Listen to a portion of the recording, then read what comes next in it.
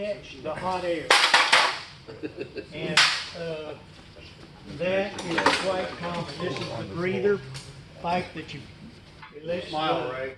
The breather pipe, in fact, lets the crankcase vent, and then after it vents, then that's where you also put the air in. So this is the air box for the other side. These are the flappers that everybody knows about. They just go under the cylinders. Say that's where you put the air in. How often should we change the air? Yeah, really. Put the screws in. It's hot air, so Okay, the manifolds bolt on with 3 bolts. And they come off. There we go.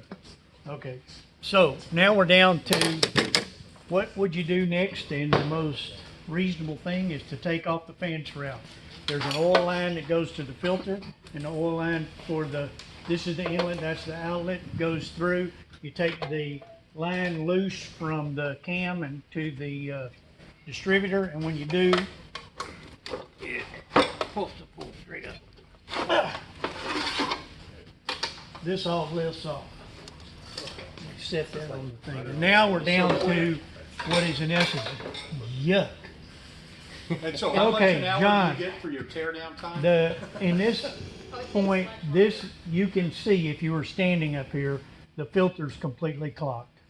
I mean, not the filter, but the oil cooler.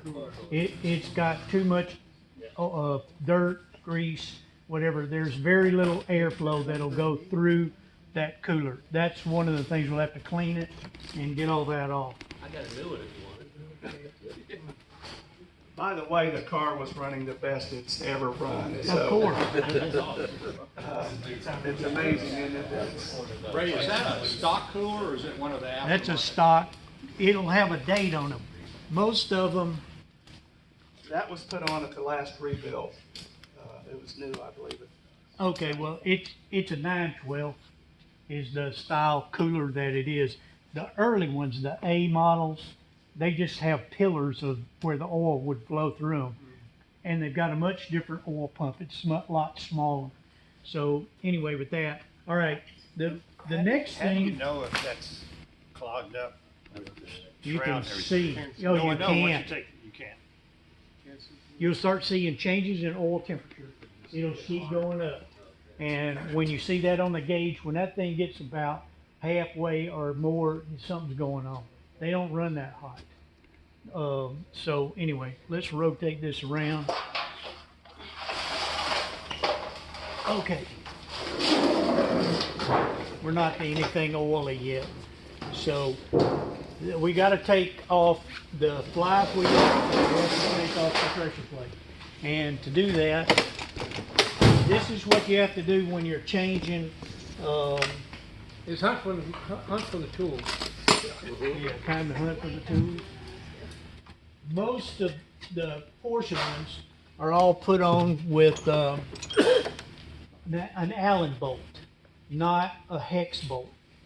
However, you want that air too? Yeah. After you break them loose. So anyway, we got take the nuts loose, and that'll let the pressure plate relieve itself from the flywheel, and the clutch is behind it. If you're changing the clutch, you gotta take the engine out, and this is where you go to do it. So the Allen bolt takes a specialized, It was just what Porsche used. yeah, but I mean, for you to get it off, you gotta have the special. You gotta have a 6mm Allen wrench to be able to do it. And we're gonna cheat a little bit and use air tools and electric, because it's so much faster to do it this way than it is if you're starting to do it by hand. It just takes a long time.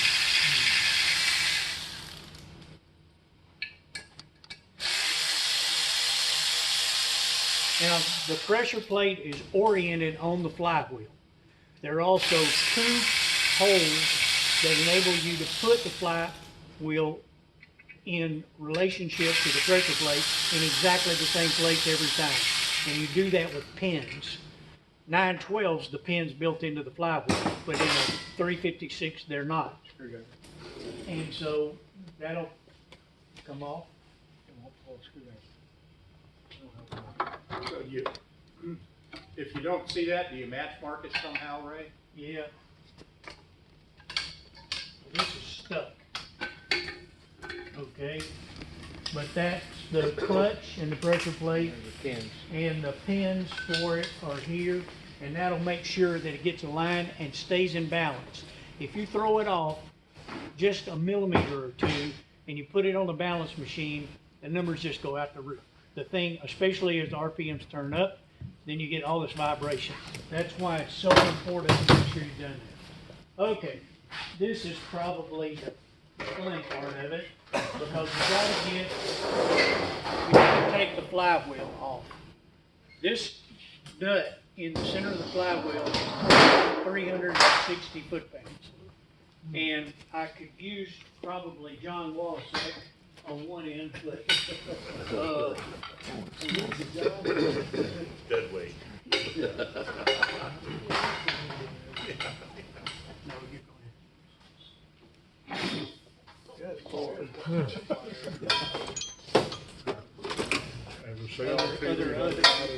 other end. Oh, you want the other end? Do it right here. He gonna tell me to put things. Okay, Gonna bend that tube some more, huh? yeah. This just keeps it from, Have you prepped this earlier? No. not on this. There you go. See, the torque wrench is always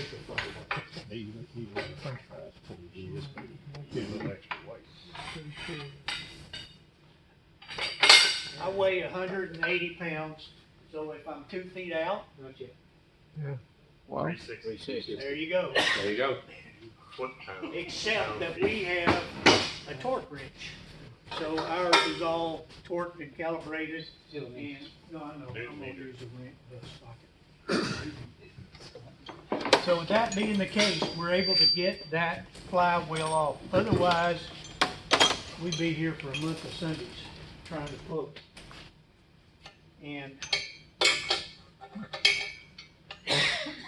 Do you maintain that weight for this reason? yeah, exactly. And if you ask Doc Cohen, I'm in trouble already.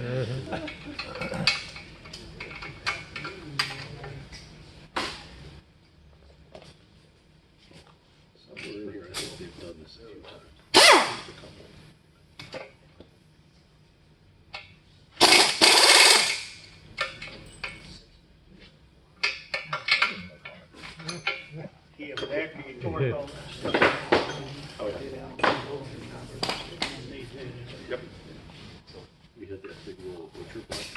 There are a lot of special tools that you have to have. I've got everything that Porsche made for a 356 engine and transmission. This is the lock that holds the flywheel in place. And if you don't have it, you can't hold it. Okay. Let me get that. Those screwdrivers. I'll put them up. This whole project.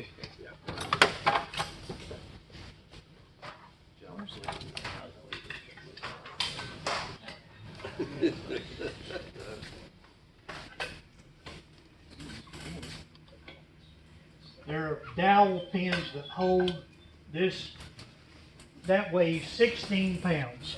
And for a street motor, that's what Porsche designed it. The flywheel, the whole purpose of the flywheel is to store energy. When the engine produces the power, it goes into the flywheel and stays there until the wheels suck it out. Okay, so in this case, a 16-pound flywheel is more than what Porsche needed to do, but they designed it that way. I take them when people want to have a little bit more performance, and I take 25% of the weight out. So it goes from 16 pounds to 12. That's what we did here. And then you rebalance everything with a counterbalance crank, and boy, you want to talk about spinning up quickly and a lot of torque. That's what you get. Is that what, if you had a race motor, would it be 12? I'd go on down to 8 because you don't care anything about pulling away from a stop sign or a traffic light. Okay.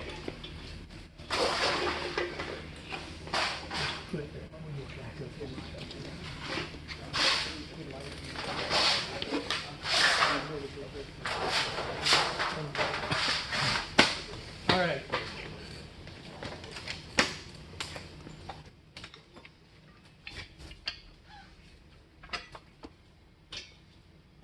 John, we do know where all this stuff goes.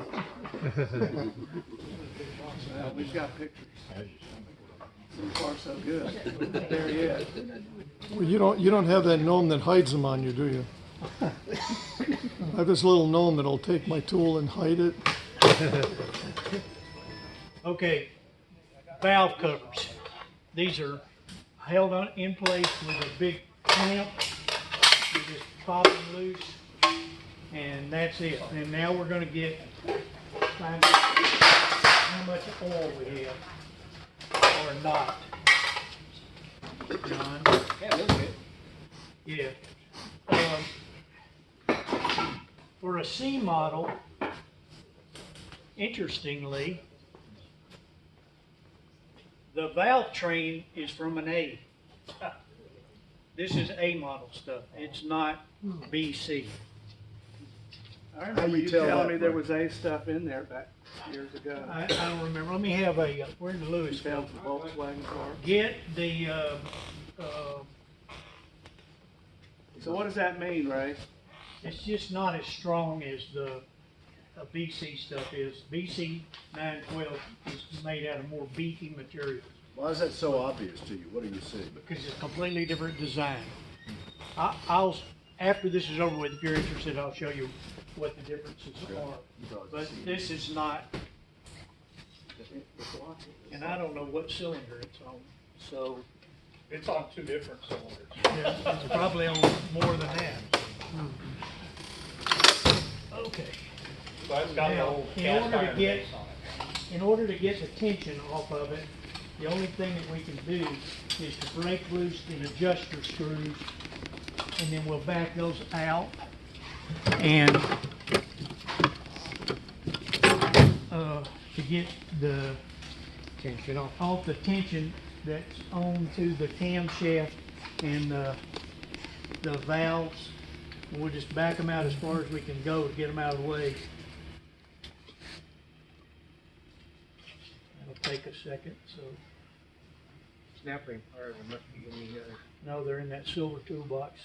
And If somebody's just paying you to do this, Ray, do you take all these parts and put them in a washing machine or something? absolutely, everything we've got, I've got a big heated circulating washer. When everything's done, we degrease it, and then we put it in there, and with a little bit of detergent, and it takes all the grease off. Everything's clean. Had it not been for the crank, had it not been for the crankshaft, Ray, I mean, how much more could I have gotten out of this? And I know it's conjecture, but seeing what we're seeing now with the, especially the oil fluid. Okay, How much? Was it running hot? this has No. snap rings, and here's, let me, Katie, or somebody, hey, let me have a valve cover, and let's put them up here on top and put these parts in, so that we don't lose stuff. You're gonna need one on your side. Okay. This comes apart. This is not the way that another, the BC stuff doesn't function like this. This is all A model.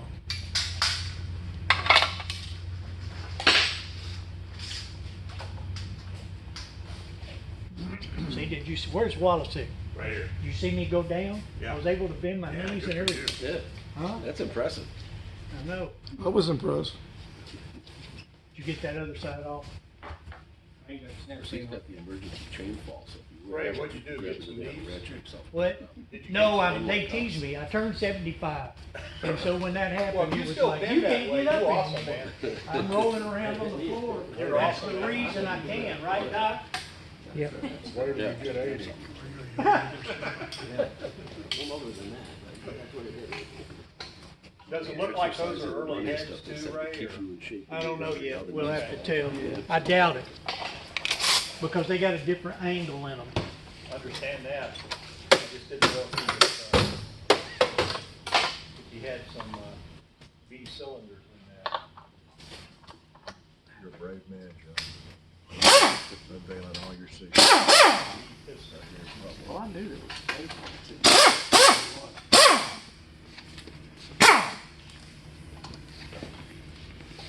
Yeah, that's the rocker arm assembly that comes off of an A model. It's all built together, whereas you only take this one rocker arm off. Whereas in a BC, there's a centerpiece and there's a piece here and a piece here. So they're very different and they're much beefier.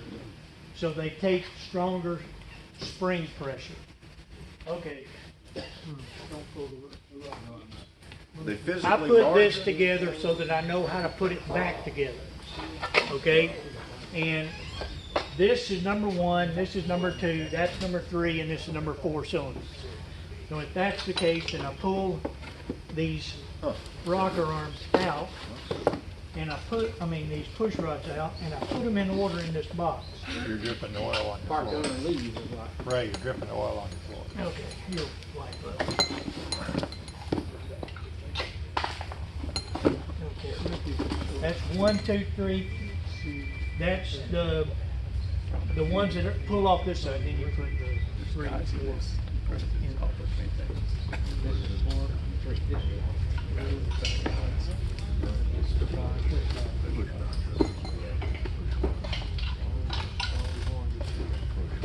Y'all hear the engine running. I've got a bike shop behind me, and they love to work on the weekends. And I think it must be because they can get real loud and they drink a lot. Taps Blue Ribbon.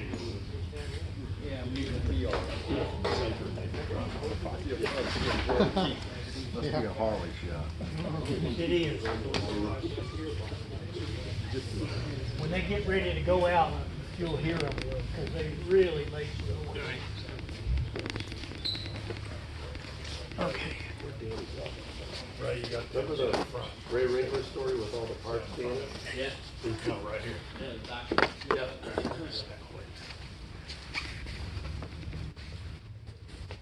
Okay. No, I'm okay. All right.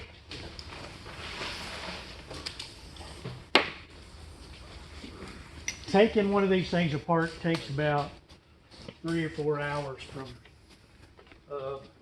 in the case today, we're not taking that long, but put these in there. Yeah, John, we got some things to fix here. All right. Now, there are 8 bolts that hold the head onto the pistons. Okay, so this head comes apart by taking 8 bolts off. Now, those bolts are torqued off. They have to be done carefully. So you do them, like 10 pounds, and then you do 15, and then you do 22.2. And you do that so that they pull up nice and even and smooth. If you pull them up, try to go all at once, or if you don't do them with a torque wrench, you're screwed. And so they'll never seat right, you'll have leakage, all kinds of things like that. But there's more to come. So for right now, taking it apart, I have to fret about that stuff. Again, it's a 10 millimeter Allen.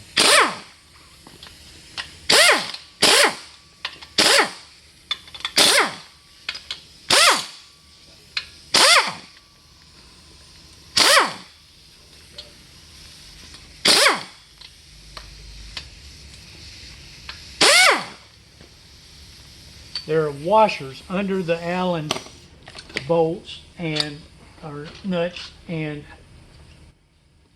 And you can see that's the way the head comes off, real easy. Then these are the push rod tubes.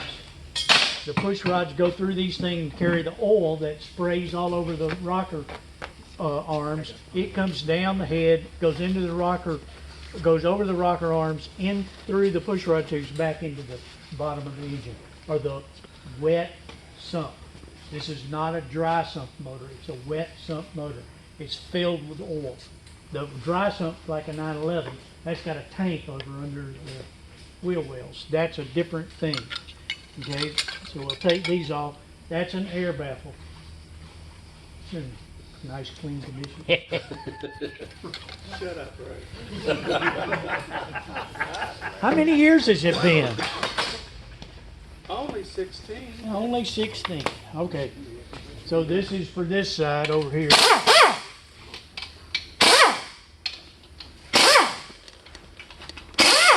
These things, that's what they look like, and they've got a rubber seal on them that pulls up against this, and there's a washer up under it that you cannot lose.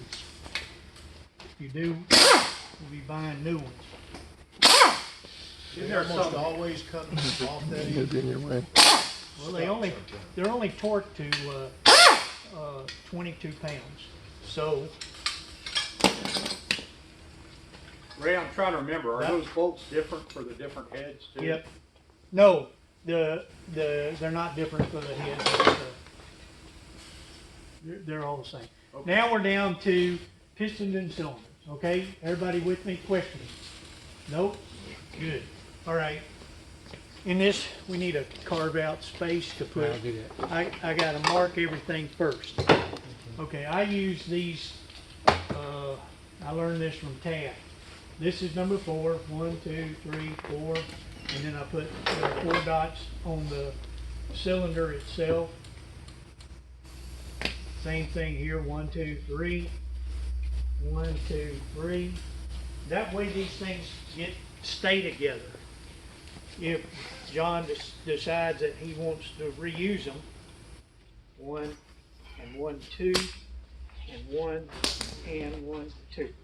I feel like a dentist that goes, oh, that's a 1, that's a 2, that's a 1, 2.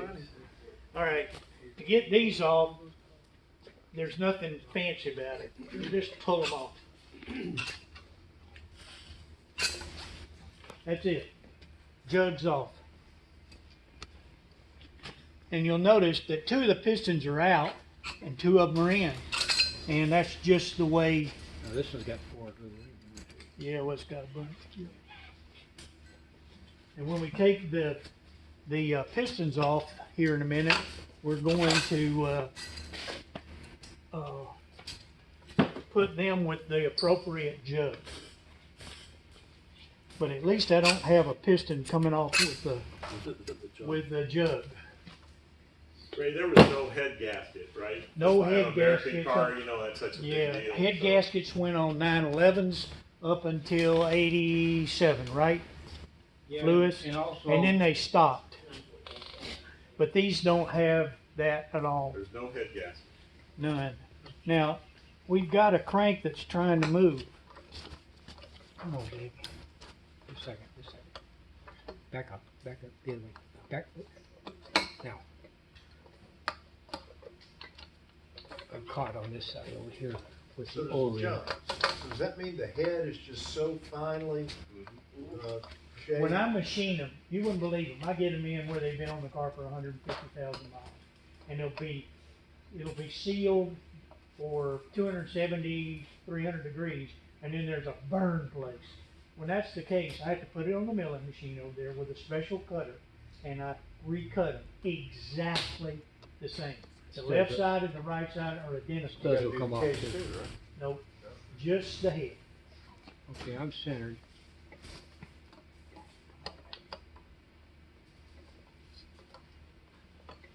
These are big bore pistons.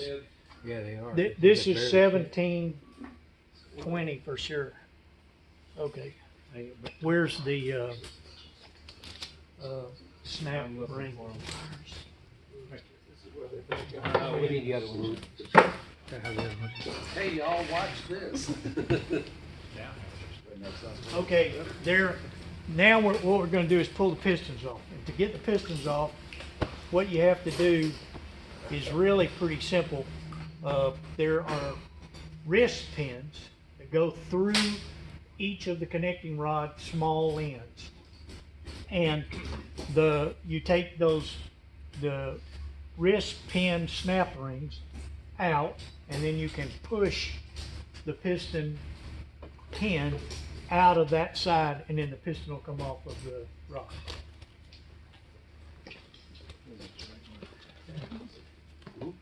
And based on the burn pattern of these pistons, we had plenty of head clearance.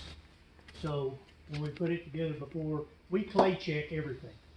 Before we put them together, the pistons and the heads and all that stuff, we build it all up, and we put clay in there and compress them, and then we measure the thickness of the clay.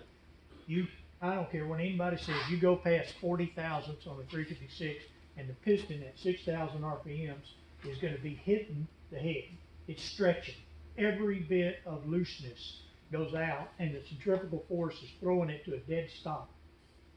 Who could do the math? How many times does the piston go back and forth in one revolution? You got an intake and an exhaust stroke. 4. Okay? And so then you take that and you multiply it times 6,000. That's how many times that piston is going back and forth when it's running. Y'all don't think about this stuff, but it's flying. I mean, you got chip going everywhere. And so if it's not done right, if it's not balanced properly, if it's not mic'd and spec, they will not last. You'll break springs, right? You can't use old stuff. You can try, but with 270,000 miles on this engine, there's stuff that's fatigued out. Nobody was ever planning on these things being driven like that. Porsche probably said, oh, we might can get 200,000 miles on one, but you're past the due date, you know, sort of. Anyway, you got them out? I got one here, I got one there. Okay. Now, if we're lucky, these will push out. Now And go which way? I'm gonna go this. Did you take this one? That's right. Okay. Let me get Hammer. a hammer.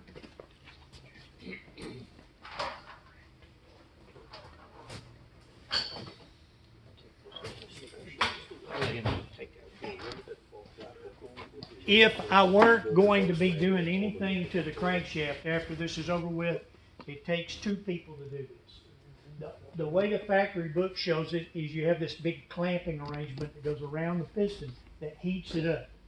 That expansion will cause the wrist pin to relieve, and you can just push them out by hand. Nowadays, the machining is so much better than it used to be that I can put these things together with my fingers, put them together and apart. But this is aftermarket, and so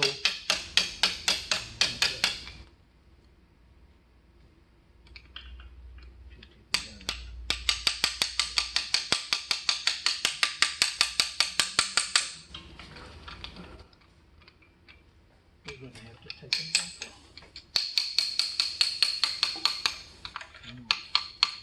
I got it. Okay, then when the wrist pin comes out, off comes the piston. Okay, now these pistons have to be matched to the gram. We don't match them to the half a gram or a full gram. We match them exactly. They're supposed to weigh 490 grams. That's what they weigh. Piston, rings, wrist pin, and clips all together, because that's the reciprocating mass, and it has to be 0. Otherwise, they shake. So that was number 3, number 4, which is where? Right here. So we'll set that in there. If you got the other one loose. I got one of them. Take this one out too, Louis. I got one of them out. You want the inside? It'll be easier to get to. Yeah, people laugh about what does it take to keep a shop like this going, and I can tell you that it's 40 years worth of collection of tools and parts from everywhere. I've bought stuff from dealers that have gone out of business, whatever. I've had friends help me find stuff. I bought all my transmission parts I bought from Mike Robbins. if y'all remember who he was, Mr. Transmission Guy. And, It's pushing.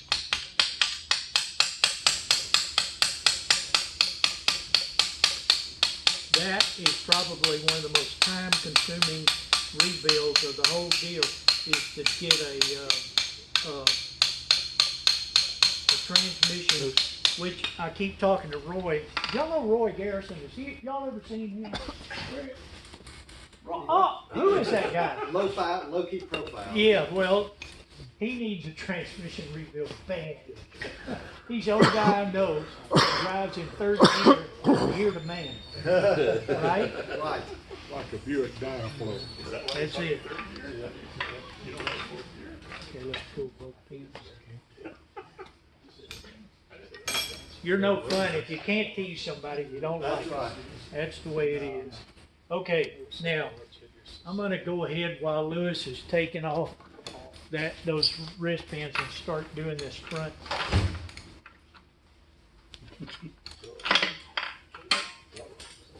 No, just.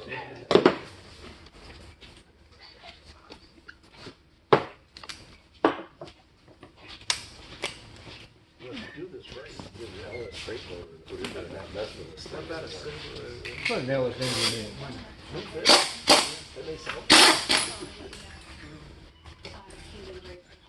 You've been washing this engine a lot. Pardon? You've been washing it. You got rust in strange places that usually comes from water, No. from washing the car, or washing the engine or something. I do not spray the engine grill with water. And I don't drive it in the rain, so. Not on purpose. When we rebuilt mine, mine had a lot of water. Oh, I wasn't invited, I just come by because I own Volkswagens and that's all. That's okay. Would you like some coffee or donut? I'll take a cup of Okay, coffee. come on. Yeah. I probably know some of these guys. I don't know. You know, all the times I've been around, you so fuck me, Oh, yeah? all the time. And here is a cup for you. Thank you. What y'all having exactly? It ain't budging. Oh,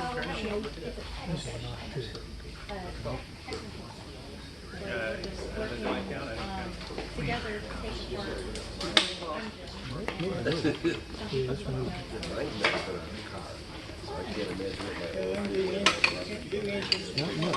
You don't know. Yeah. And then here's the coffee. I'm not sure. It might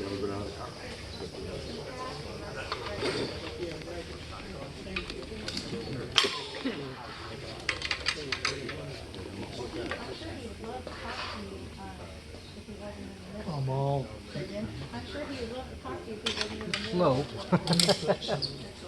Okay, y'all ever get a nut that's frozen in place? Every time. And It's fine. I don't care what it is. Sometimes you can be on both sides at the same time and they'll come loose. Oh, I yeah. used to work in trucks. okay, the way to break them loose, if you have the time, we make our own concoction. This is transmission fluid and acetone.